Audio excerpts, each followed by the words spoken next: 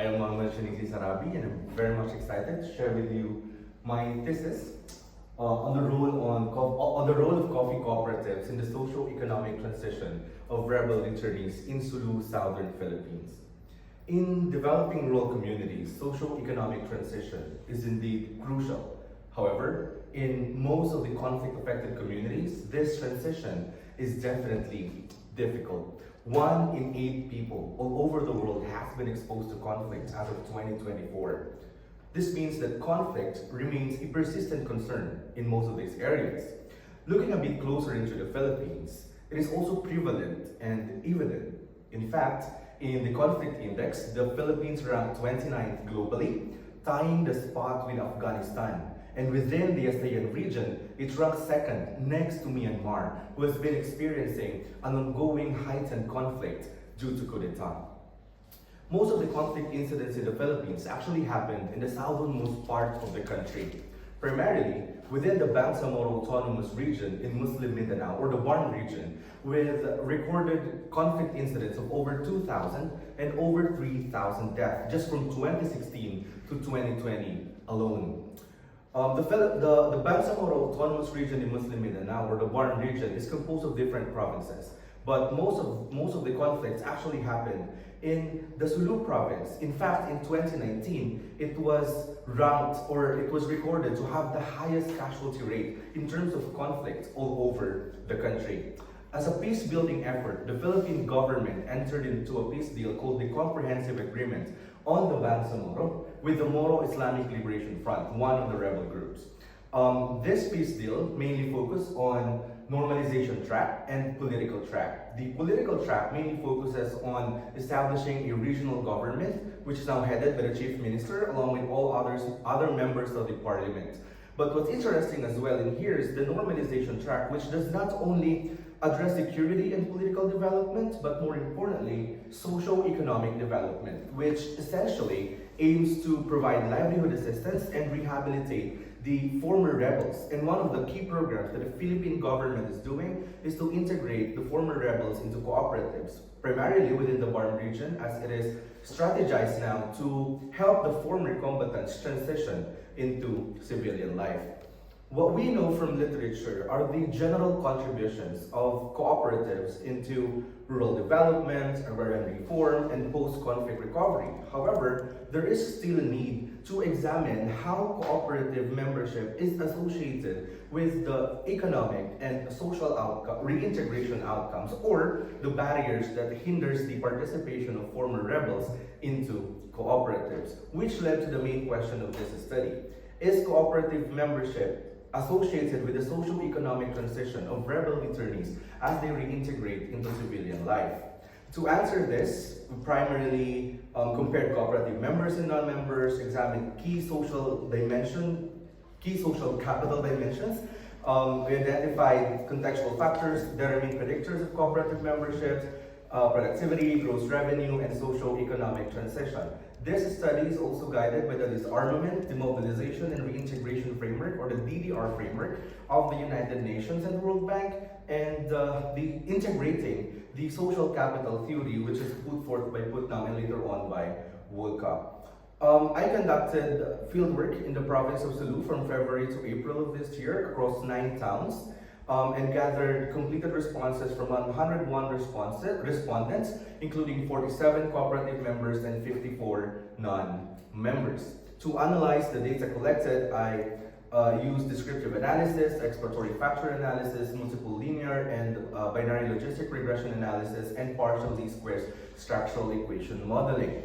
Data shows that most of the cooperative members are relatively older, and that they have longer duration both as rebel member and as rebel returnee, and that most of them has longer duration or longer experience in farming and in coffee farming in particular. It also shows that most of the cooperative members actually owned a larger area for farming, and that they've allocated as well larger land or more land, larger area for coffee farming specifically, and that most of them are actually near the cooperatives, whether by foot or by vehicle, which gives them the natural advantage to take part in the cooperatives. In terms of accessing programs such as creditor loan, training programs, farming input subsidy, machinery and equipment support, technical assistance, and conditional cash programs, most of these are highly prevalent among cooperative members as compared to the non-members. But what's striking in this data is the 0% for non-members, primarily on machinery and equipment support. This actually confirms my interview with one of the agricultural extension workers in the province, which it was mentioned that in the programs for machinery and equipment support are primarily designed to be accessed by organized groups such as cooperatives, farmer unions, or farmers associations.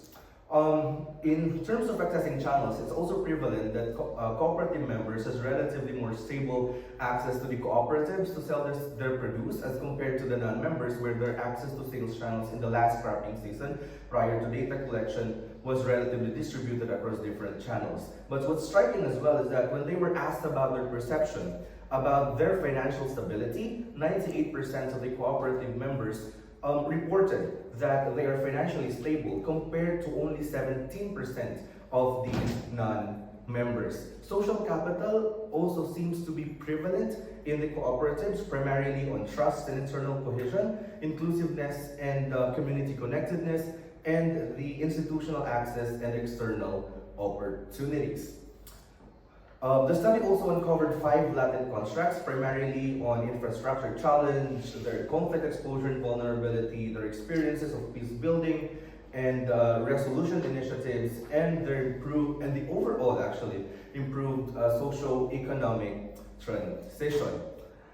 Cooperative membership across all the models that we have positively and significantly predicted productivity and gross revenue, including years in coffee farming. But what's surprising in this result is that conflict exposure and vulnerability and challenges in accessing better infrastructure are positive and significant predictors of productivity.